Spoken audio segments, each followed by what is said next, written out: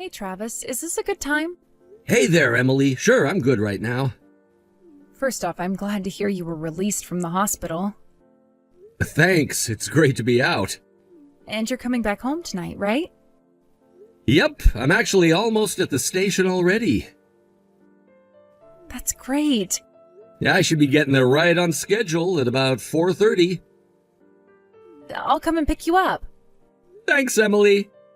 Seriously though, collapsing on the job from overwork? That's just insane. When I heard that you were taken to the hospital in an ambulance from your office, I thought I was gonna have a heart attack. And that's not even your regular assignment. You were only transferred from the main office temporarily because the branch office was short-staffed. And here I am, your fiancé, unable to come and see you because you're so far away. I feel so bad I haven't been able to support you, Travis. You don't need to feel bad about anything, Emily. I'm sorry I made you so worried about me, but I'm fine now. I'll be going back to my regular duties at the main office next week, so I'll be able to relax and get back into the swing of things at my own pace. Plus, I think this experience has given me some great insights that the company can use going forward, related to creating a positive working environment. So when I think about it, there are actually plenty of silver linings to me being in the hospital. Oh, Travis, you're such an optimist. Oh, and by the way, there was something my dad wanted to ask you about. Yeah, what is it? He wants to know if you have some free time tomorrow? Yeah, I don't go back to work until next week, so tomorrow should be fine. Apparently there's something he wants to ask you to do before you go back to your regular job at the main office. Really? Any idea what it is? He said he'll give you all the details when he sees you tomorrow. He was planning on meeting up with you for lunch if that worked for you. Sure, that'll be fine. When should I head over there? Around 11:30 or so? Yeah, that sounds good. I'll let my dad know you're coming. Excuse me, I'm looking for Travis. Is this the correct number? Yep, that's me. I presume this is Ms. Butler, right? I'm actually on my lunch break right now, but is there something I can help you with? My understanding is that this is your very first day working at the main office after being assigned to a branch office, right? And you collapsed from overwork while there? Yes, that's right. Although to be more precise, it was only a temporary assignment at that branch office. Temporary? Yes, I was originally stationed at the main office. For a number of reasons, I was temporarily stationed at the branch office in Fieldsburg for a few months, but boy, I had no idea how heavy the workload was going to be.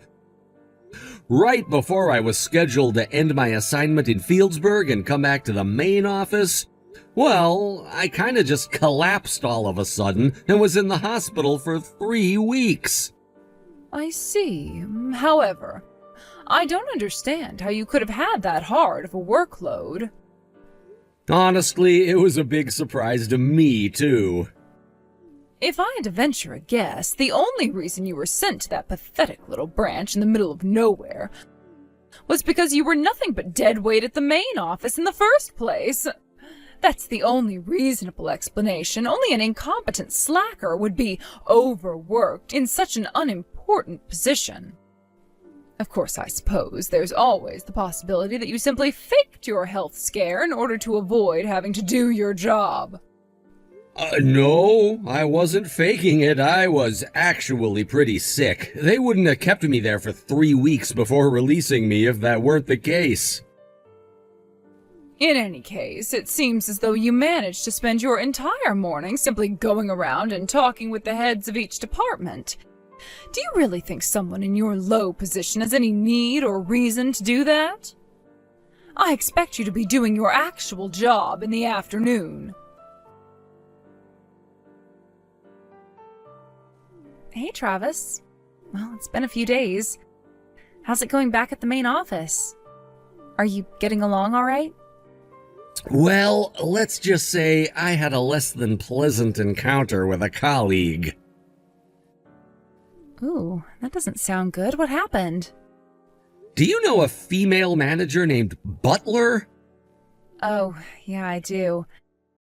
She got transferred to the main office from a local branch office around the same time you came back from the hospital. She's actually pretty well known around here for, well, a couple of reasons. First, getting appointed to a high-level managerial position at 38 years old like she was is pretty rare here. So her superiors apparently saw some sort of potential in her. But she also has a rather, how should I put this? Let's call it a strong personality. Yeah, that sounds about right. To be honest, though, we've been working together in the same office for the last several days. But I haven't really seen anything from her in either her work or personality that would merit her being placed in a high leadership position. Really? What makes you say that? So, this is something that happened on my first day back.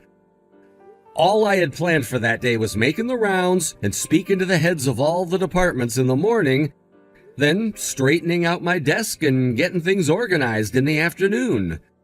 But once I got back from my lunch break, there was this absolute mountain of papers stacked on my desk with a note on top saying, "Get these to me by the end of the day." I mean, really? I hadn't even had the time to turn on my computer yet, so this wasn't something that I was going to be able to get done that day at all. But that wasn't even the worst part. Then I picked up some of the folders and checked their contents. It looks like Butler had started working on a bunch of it, but they were full of spelling mistakes, grammatical errors, miscalculations. It was awful. Yikes, that's not good. And the other people in the department were pretending to be working intently on one thing or another, but they weren't actually getting much done. It's like they were putting on a show. Now that you mention it, I did hear a rumor about your department.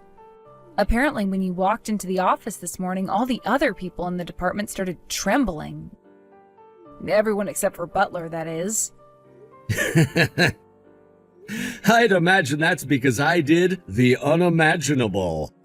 The official narrative was that I had been sent over to the Fieldsburg branch as a form of unofficial punishment. No one who gets sent there ever comes back, so it was kind of like they were seeing a ghost. Yeah, or a zombie or something.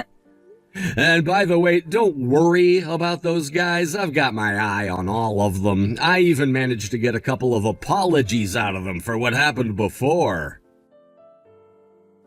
That's my Travis. You work fast. That's what they pay me for. Still, though, it would be for the best to remain cautious for the foreseeable future. I can't say I'm surprised, Travis. You put the bare minimum effort required into the assignments you were given and spent the rest of your time playing around on your computer. Excuse me, Ms. Butler. We work on the same floor, and your desk is barely halfway across the room from mine. Can I ask why you're texting me instead of coming to my desk and speaking to me in person? Unbelievable. You really don't get that I'm trying to avoid disturbing the other employees? Nope, I really don't get it. When I saw your text, I assumed that it must have been something urgent, but that doesn't seem to be the case, so what can I do for you? What happened to the work I left for you earlier this week? If you're referring to the massive pile of folders you dumped on my desk, none of that is any of my responsibility in the first place, so I passed them along to the people you should have given them to. You did what? Furthermore, the number one priority for me for the next several days is the creation of a report from my time over at the Fieldsburg branch. Didn't you get the memo?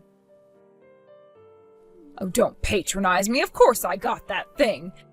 However, I am the senior manager of this department, and as such, you take your orders from me and no one else. Your number one priority is whatever I tell you it is. Good grief, how incompetent can you be? I can't take it anymore. You're through. I don't need any more old men in my life just taking up space. You're fired. Old? You're 32, aren't you? Well, that's old enough for me to call you old.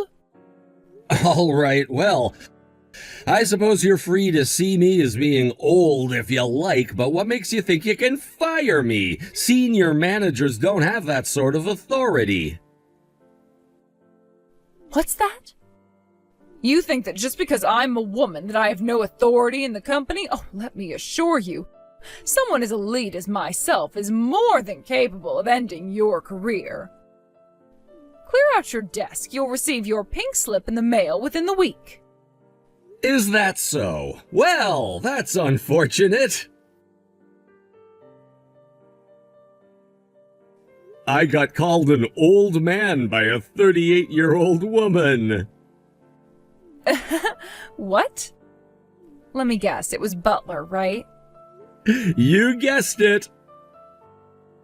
Wow, well, if she thinks that you're an old man at 32, I can't imagine what she must think of the married man she's dating right now. Oh boy.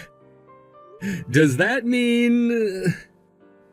You guessed it. The investigation is still kind of ongoing, but I can confirm with full confidence that all the rumors are 100% accurate. Well, looks like we have all we need. All that we need and more. Then I suppose it's time to make our move. Oh, this is getting really exciting. Travis, what's the meaning of this? You've got a lot of explaining to do. I told the HR director to process your termination, but when I opened an envelope sent to me from his desk today, I wasn't expecting your pink slip. It was mine? Why do you seem so surprised? The fact that you're texting me to complain about this right now would imply that you've at least seen the recent HR department announcement. Well, yes, I saw it, but it doesn't make any sense. Why are you the new head of the corporate HR department? I mean, what happened to the previous director? The same thing that's happening to you right now, Ms. Butler. He's been terminated. Terminated? I don't think I need to explain why a senior manager and former HR director having an extramarital affair together would lead to this outcome, Ms. Butler. I have no idea what you're talking about. Is that so? Well, regardless, we've been investigating the two of you. You can't be serious. It's bad enough that you personally sought out an affair with a married man, but to make matters far worse, the former HR director then used his position within the company to give professional favors to you, his mistress. I knew that's what this was all about. You think that a woman could never make it in the business world without sleeping with her boss. Ms. Butler, I've worked with, under, and above many talented women in my career, and after working with you for all this time, I can say with confidence that you are not one of them. You wouldn't know talent if it came up and slapped you in the face. You think I was promoted illicitly? Well, what about yourself? How did a low-level employee like yourself all of a sudden get promoted to HR director? Which one of your bosses are you sleeping with, I was an assistant director before, so I was already just one promotion away from the position. You were the assistant HR director at your age? I skipped college and started working right after high school, so I have a substantial leg up on people in my age group in years of experience. It also probably has something to do with the fact that I've been with this company since it was founded. You joined this company straight out of high school? Yep. my family's circumstances made it difficult for me to go to college, so I'd already planned on not going. With a bit of luck, I managed to earn the respect of the current company president, so he brought me into the company, and, well, the rest is history. Hold on just 1 minute. If you were really such a promising employee, then why on earth were you shipped off to the Fieldsburg branch? Everyone knows that's where the company sends all the people who they can't fire to keep the damage they cause to a minimum. Think about it, everyone calls it the graveyard branch. Once you go there, you never come back.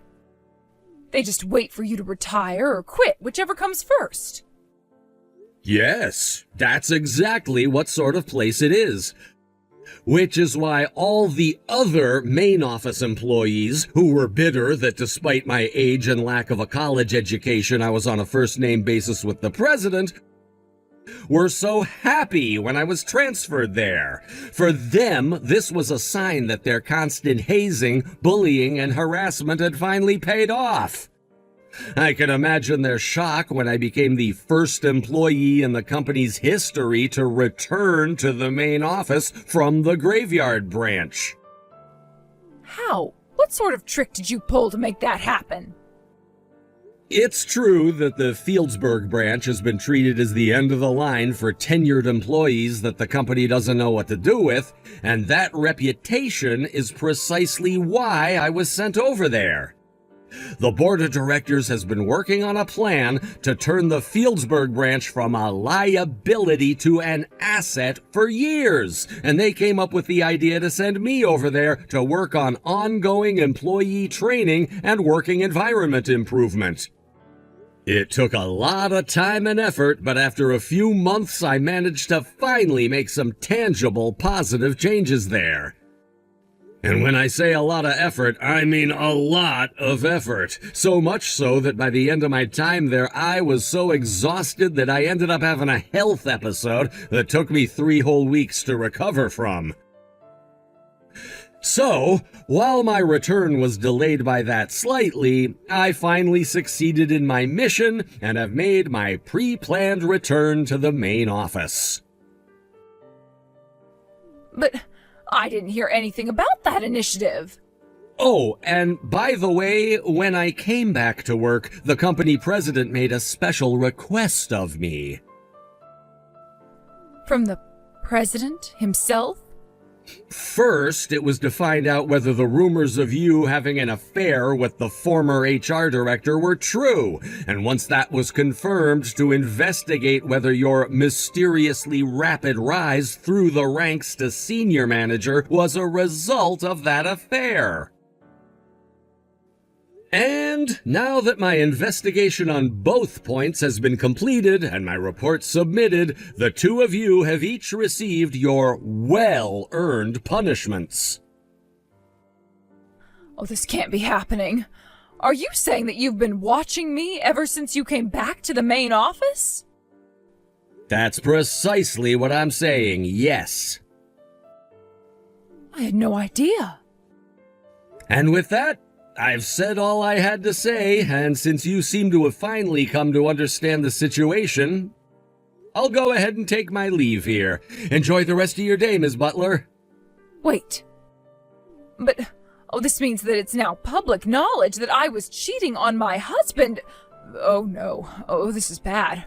Oh, very bad. What am I gonna do if my husband finds out? Oh, you're not gonna tell him, are you? Travis? Travis? Ms. Butler's behavior was utterly shocking for a married woman. Naturally, both Ms. Butler and the former HR director were divorced by their respective spouses, and they broke off their relationship as well. Also, since they had kept their illicit affair going for around 5 years, their spouses were awarded tremendous damages during the divorce proceedings. Furthermore, since the two of them were fired for cause, they both lost their pensions. Combined with the child support payments they now had to pay to their spouses as a result of losing custody of their children, they both had to take on a tremendous amount of debt. Word of their actions spread through the region, making it impossible for either of them to find a new job at the same pay grade they were at before. They had no choice but to take hourly wage positions at local businesses. This was the event that sparked the great spring cleaning of the company by the father of my fiancée, the company's president. What's more, he's been telling me lately that he wants to pass the reins of the company on to me after he retires. It really is an honor to have him think so highly of me.